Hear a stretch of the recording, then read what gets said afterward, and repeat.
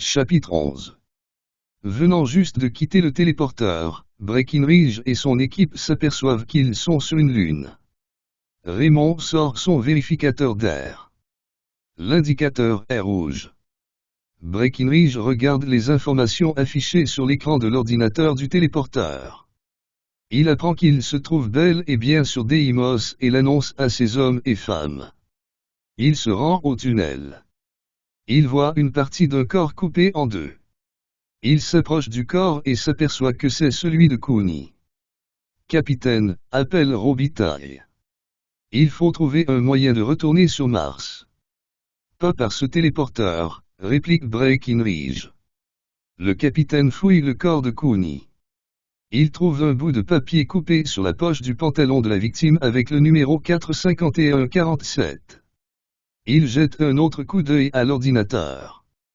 Le code d'entrée du téléporteur est 54 20 74 51 47 et celui de sortie est 43 31 28 27 37.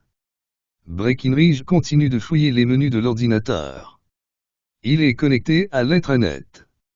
Breckinridge croit à la possibilité que le téléporteur a été éteint par le personnel de la base de lancement Ezefall.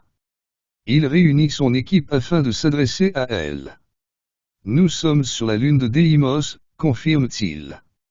Nous allons explorer une partie de la lune afin de trouver un moyen de rentrer sur Mars. Il divise son équipe en deux. Barodet, Beaumont, Roche et Raymond font partie du premier groupe qui sera dirigé par Breckinridge. Ce dernier place Robitaille à la tête du deuxième groupe. Kennedy, Ritchie, Moore, Webb sont avec le lieutenant. Breckinridge ordonne à Robitaille de commencer l'exploration de la Lune à droite du téléporteur. Il ira de l'autre côté. Baldwin entre au centre des communications interplanétaires.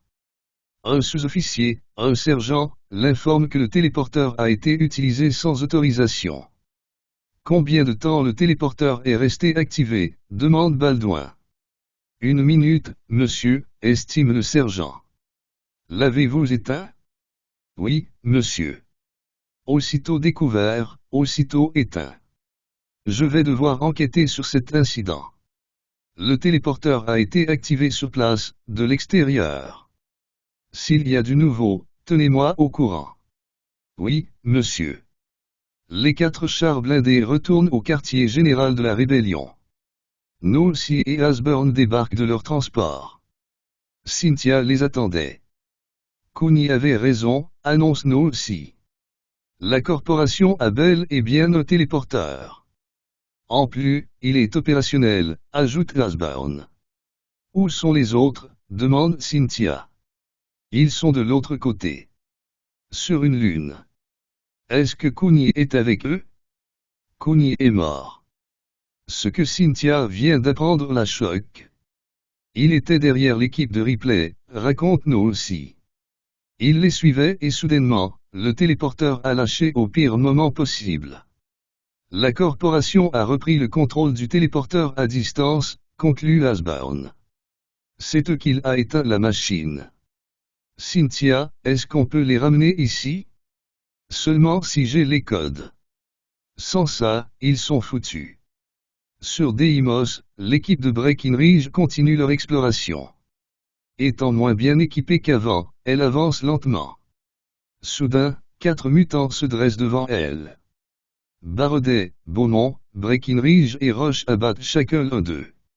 Ils mitraillent les cœurs de leurs victimes et continuent leur route. Pendant ce temps, l'équipe de Robitaille avance plus rapidement que celle de Breckinridge. Robitaille lui-même est impatient. Tout à coup, il voit 2 mutants se montrer à sa droite. Il alerte Kennedy. Cette dernière abat l'un des deux à la tête. L'autre fonce vers elle. Moore, Ritchie et Webb mitraillent le deuxième mutant jusqu'à ce que la cible tombe au sol.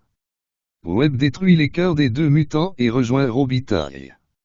Le groupe reprend leur chemin. Un char blindé de la corporation quitte la ville souterraine et tourne à gauche. Il arrive à destination après 4 minutes de destination. Aussitôt que le char s'arrête, 2 soldats débarquent. Le premier est un sergent. Le deuxième est le sous-lieutenant John Mitchell, un noir. Il n'a aucun lien de parenté avec le major Andy Mitchell. Il remarque la présence des traces d'autres chars blindés. Il en conclut qu'il en a au moins 4. Il découvre également des traces de pas de plusieurs personnes. Il trouve un corps coupé en deux de Cooney. Il croit qu'il s'agit de celle d'un espion de la rébellion. Sergent, emmenez le corps et retournez au char, ordonne Mitchell. Breckinridge et son équipe continuent leur marche. 4 autres mutants se montrent devant eux. Barodet, Beaumont, Breckinridge et Roche abattent chacun leur cible. Ils mitraillent les cœurs de leurs victimes et reprennent leur route. 2 autres mutants remarquent la présence de 5 humains devant eux. Ils foncent vers leur cible. Moore et Webb se retournent. Surpris par leur présence, ils tirent chacun sur leur cible. Les 2 mutants tombent au sol. Kennedy, Ritchie et Robitaille s'arrêtent. Webb détruit les cœurs des 2 mutants. L'équipe de Robitaille reprend son chemin. Breckinridge et son équipe découvrent un conteneur ouvert et s'arrêtent. Le capitaine ordonne à Roche de le suivre. Il lance son fusil d'assaut à l'intérieur du conteneur. Dès qu'un mutant sort de sa cachette, Roche abat. Il fouille le conteneur et ne trouve rien.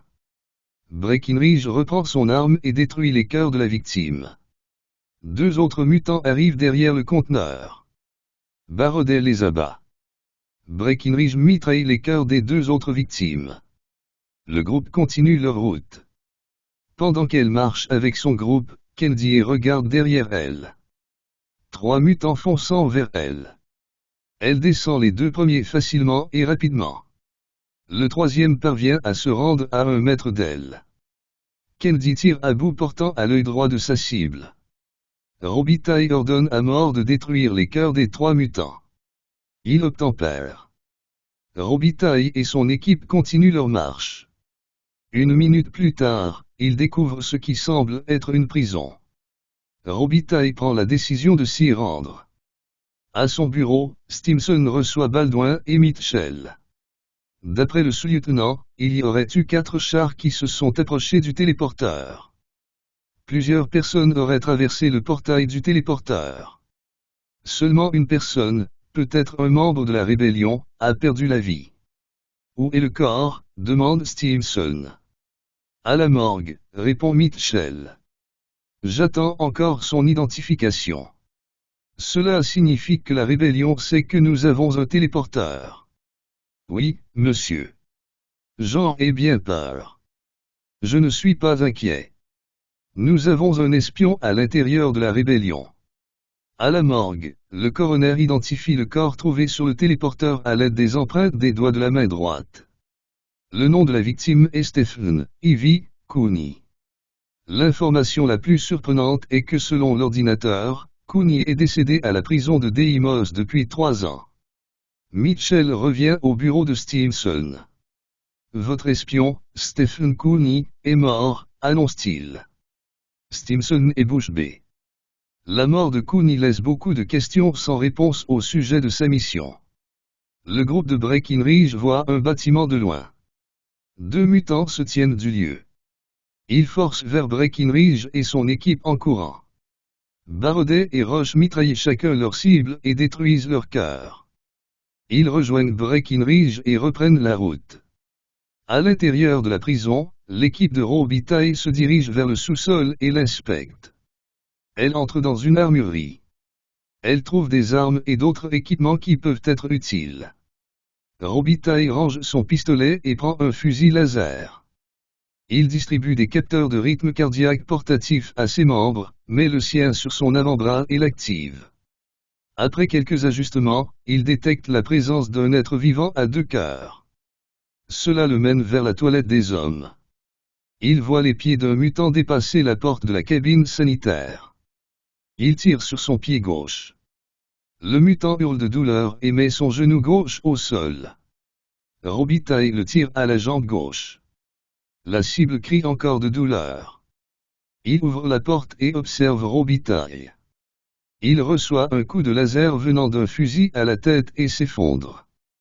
Robitaille se relève et ordonne à Webb de détruire les cœurs de la victime. Webb obtempère. Breckinridge et ses hommes et femmes arrivent finalement au bâtiment. Un générateur de boucliers et un convertisseur de gaz se trouvent à côté. Les 5 personnes entrent à l'intérieur. 10 secondes plus tard, un énorme son venant de la porte se fait entendre. Beaumont et Roche foncent vers la porte et tentent sans succès de la rouvrir. Le groupe réalise qu'elle s'est verrouillée toute seule. C'est un piège, conclut Breckinridge. À la fin de l'inspection de la prison, l'équipe de Robitaille se rend au garage. Il y a 12 voiturettes d'une capacité de 8 personnes. Webb ouvre la porte du garage sous l'ordre de Robitaille. Ce dernier embarque dans un des véhicules et ordonne à Kennedy d'être son passager à l'avant. Les autres, appellent le lieutenant, prenez l'autre véhicule. Webb prend la position de chauffeuse de la deuxième voiturette. Moore et Ritchie sont à l'arrière. Robitaille démarre le moteur. Voici comment ça va se passer, commence-t-il. Tout d'abord, nous retournons au point de départ. Ensuite, nous allons rejoindre le capitaine Breckinridge. S'il est mort ou est introuvable, on retourne en prison. Nous allons tout faire pour retourner sur Mars. Des questions? Personne ne lève la main.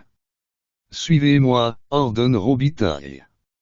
Les 2 voiturettes quittent le garage de la prison.